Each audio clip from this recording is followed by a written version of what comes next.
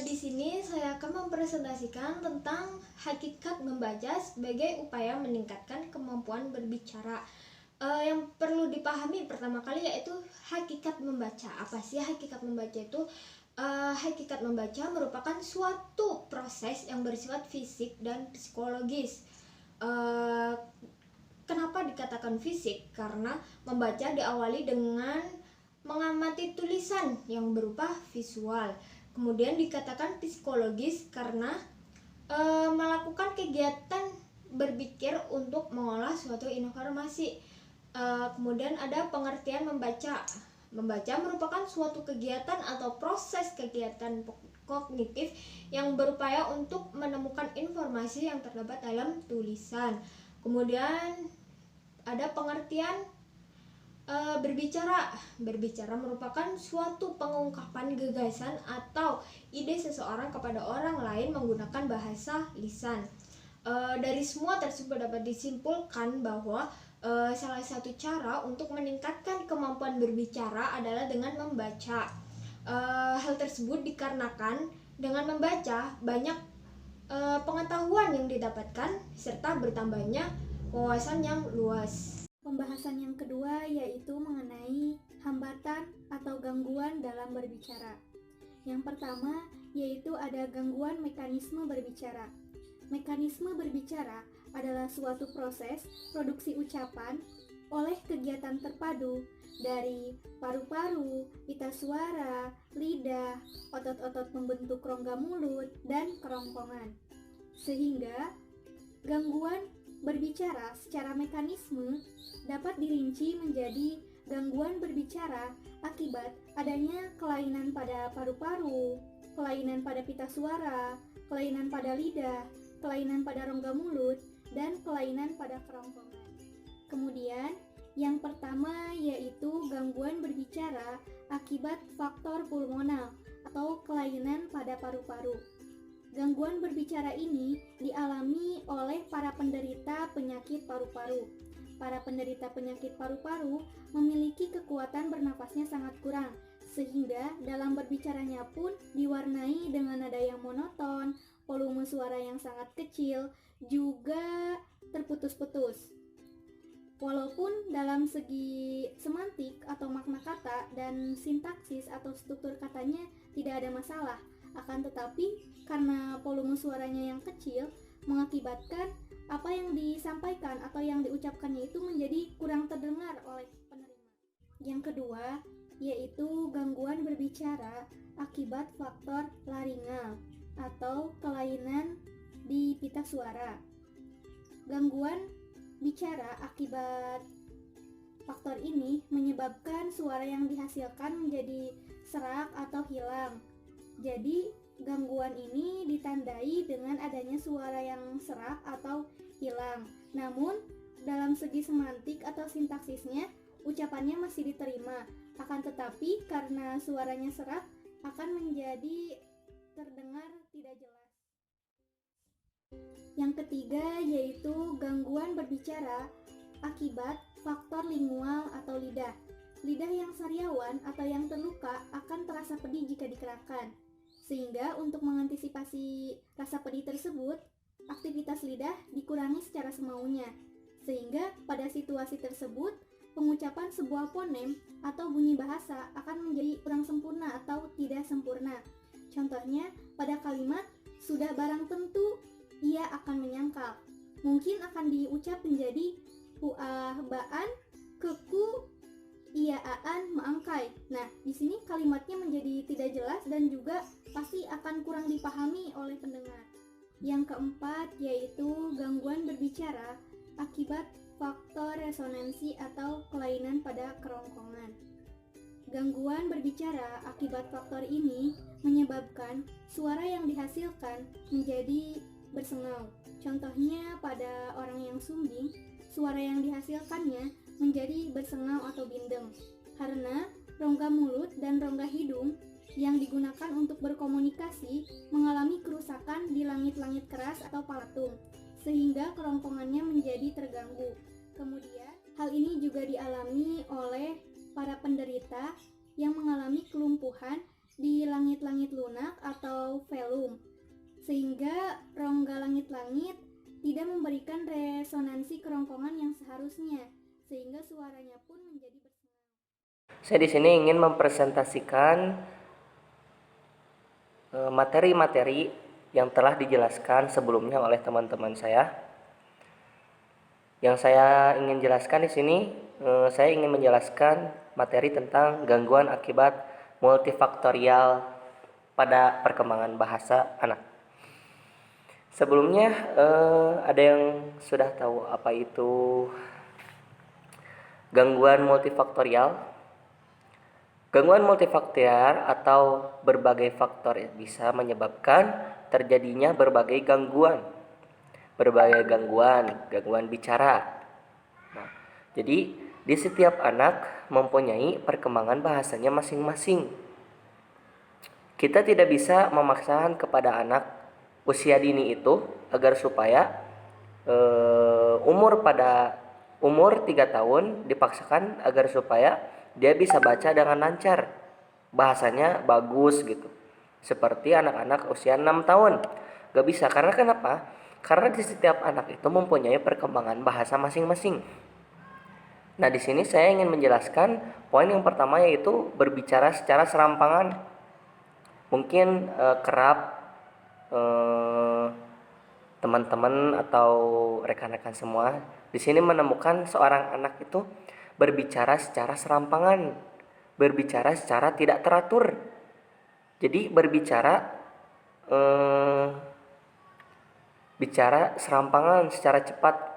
Misalnya, Assalamualaikum warahmatullahi wabarakatuh. Nah, kayak gitu misalnya, contohnya kayak gitu ya. Berbicara serampangan atau sembrono. Ya, sembrono. Berbicara dengan cepat sekali, tanpa ada koma atau titik ya. Umpamanya kalimat kemarin pagi saya sudah beberapa kali kesini, nah gitu. Jadi berbicaranya tuh tidak secara teratur. Kemudian poin yang kedua, saya akan menjelaskan tentang perkembangan bahasa secara propulsif. Sebelumnya teman-teman sudah mendengar belum apa itu kata propulsif? Jadi propulsif ini dalam KBBI, Kamus Besar Bahasa Indonesia, biasanya terdapat pada para penderita penyakit parkonsion. Nah, jadi bahasa medisnya itu parkonsion, tetapi cara ilmiahnya propulsif ini kerusakan pada otak yang menyebabkan otot menjadi gemetar. Jadi ketika dia berbicara itu otot-otot jadi kerusakan pada otak, baik itu otak belakang, otak kanan ataupun otak kiri ya. Jadi terjadinya gangguan otak yang menyebabkan otot menjadi gemetaran. Pada penderita ini, penyakit ini biasanya bermasalah dalam melakukan gerakan-gerakan.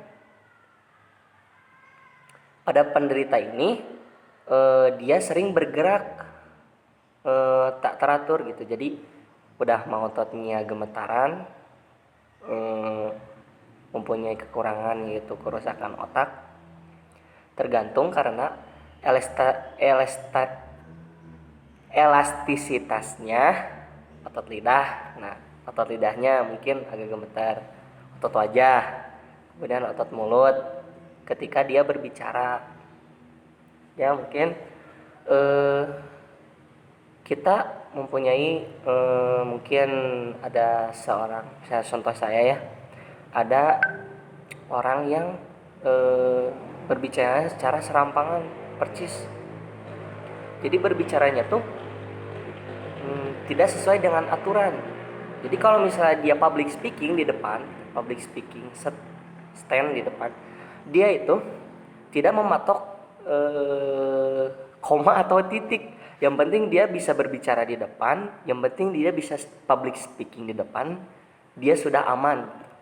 Ya emang mungkin bawaan dari lahir ataupun penerapan orang tuanya dari sejak dini mungkin ya. Akan tapi usia saat ini mungkin udah seumuran saya ya, bisa diterapi mungkin ya secara perlahan agar supaya bicaranya itu secara normal. normal kembali gitu. Kemudian berbicara secara mutis. Apa itu? Mutis itu bahasa ilmiahnya mutisme. Mutisme itu penderita gangguan mutisme tidak berbicara sama sekali. Masih mending ya propulsif, meskipun mempunyai gangguan mutisme tidak berbicara sama sekali. Masih mending ya propulsif, meskipun mempunyai gangguan pada otak yang menyebabkan otot-otot gemetar itu. Ya di sini ada gangguan seperti mutisme, bukan autis ya, tapi mutisme. Sebagian besar dari mereka mungkin masih dapat dianggap membisu, yakni memang sengaja tidak mau berbicara. Mutisme ini sebenarnya bukan hanya tidak dapat berkomunikasi secara verbal, tetapi juga tidak dapat berkomunikasi secara visual maupun isyarat. Nah di sini pada kekurangan-kekurangan ini, di poin ketiga, mutisme ini seperti orang yang tidak bisa berbicara. Nah, di poin ketiga ini, dengan begitu seseorang yang membisu sebagai tindakan protenon verbal dapat dianggap menderita mutisme histerik. Padahal sebenarnya merupakan sindrom konversi histerik. Perwujudan histeris lain adalah mutisme elektif, karena membisunya itu ditunjukkan kepada orang-orang tertentu saja. Jadi tidak sembarangan dia berkomunikasi dengan kita secara normal. Mungkin dia berbicara secara dengan teman-teman dia yang mungkin dia bisa diajak berbicara. Jadi tidak semua orang bisa berbicara dengan dia yang mempunyai kelainan ini. Ini gangguan fisikogenik ini berbicara mungkin ya kita tidak bisa mematok kepada seseorang itu berbicara dengan verbal maupun non verbal ya. Ya kita secara hari ya kayak gini gitu.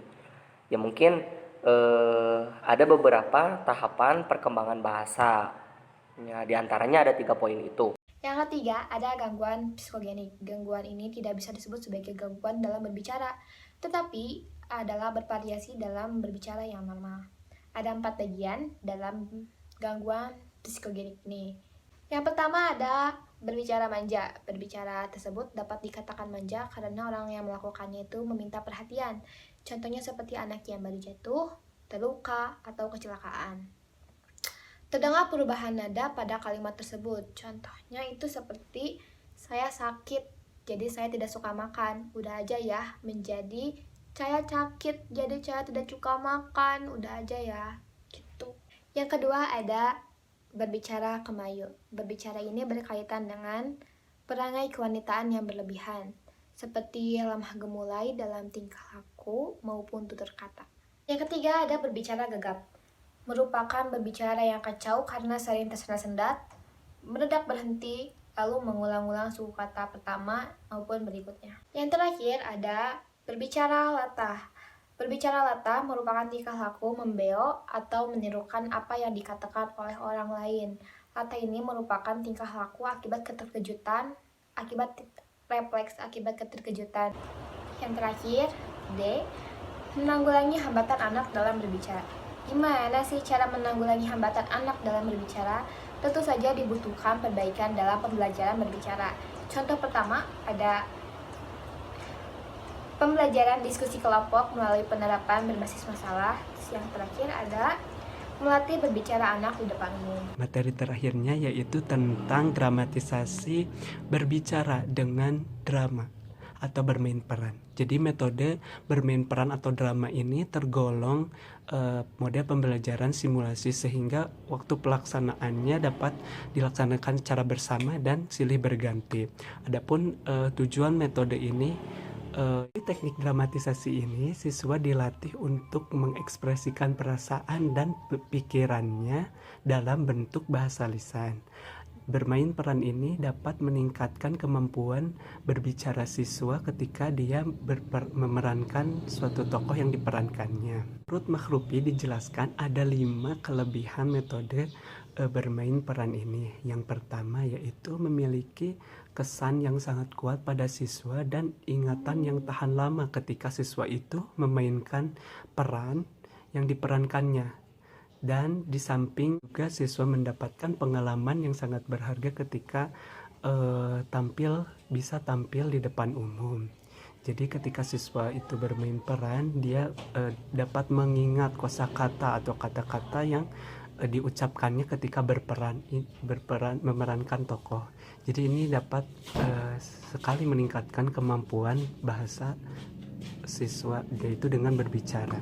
Kelebihan yang kedua yaitu sangat menarik bagi siswa sehingga kondisi kelas bisa menjadi lebih aktif, lebih dinamis, dan lebih antusias. Siswanya lebih semangat untuk belajar, yaitu dengan bermain peran ini.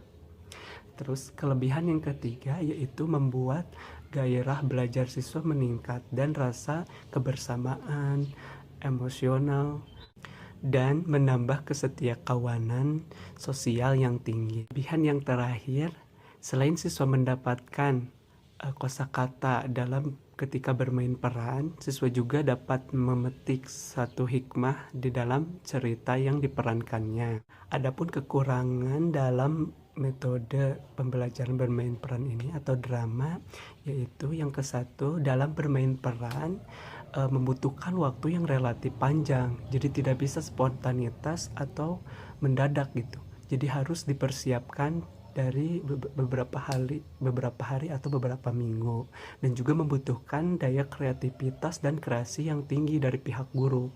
Jadi tidak bisa misalkan hari ini langsung spontan drama, tidak bisa. Jadi harus menyusun dulu naskahnya bagaimana, terus tujuan dari pembelajaran ini apa yang harus dicapai gitu. Nah, sedangkan kelemahan yang kedua yaitu ketika guru itu menunjuk siswa, misalnya siswa A menjadi peran B.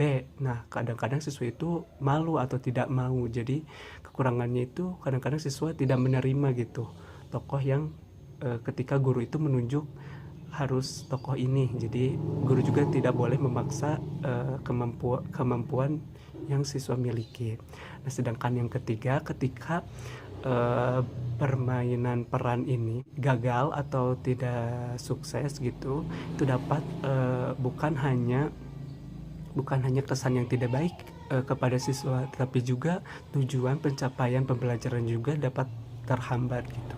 Nah, yang terakhir, tidak semua materi pelajaran dapat menggunakan metode bermain peran ini. Adapun solusi untuk mengatasi kelemahan-kelemahan yang tadi saya utarakan, yaitu bisa mengurangi dialog dari naskah yang diperankan dan juga bisa mengurangi tokoh dalam adegan yang akan diperankan supaya waktu yang diperlukan dalam model pembelajaran ini dapat dilaksanakan secara singkat gitu dan sederhana. Menurut Sudrajat ada 5 strategi bermain peran dalam proses pembelajaran di kelas bagi siswa dan bagi guru.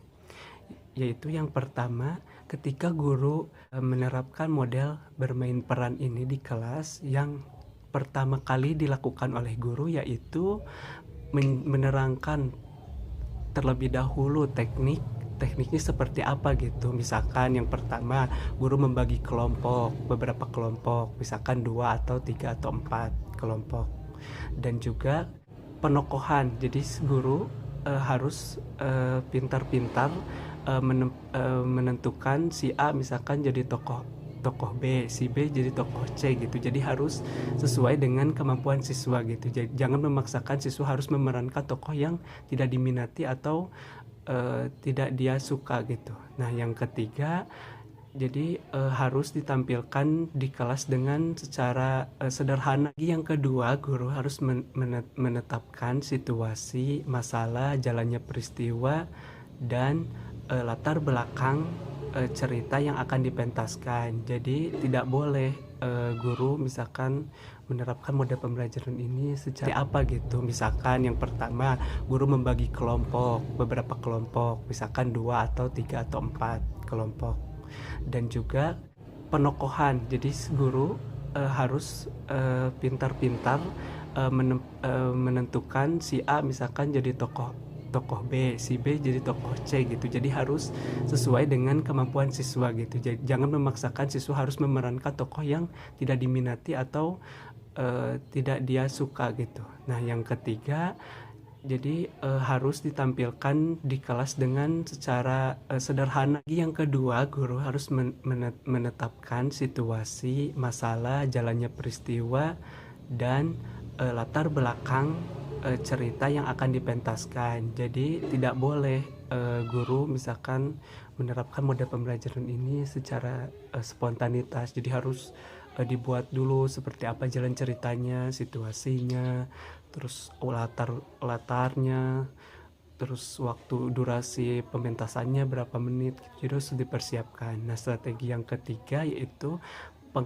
pengaturan kesiapan mental pada anak gitu. Jadi harus dipersiapkan gitu, dilatih sedikit-sedikit. Ketika siswa itu misalkan sudah ditempatkan menjadi tokoh A, ya walaupun dia berkata tidak, tapi kita harus berusaha gitu melatih bahwa kamu pasti bisa dengan beberapa kali latihan, misalkan dalam 1 minggu berapa kali latihan.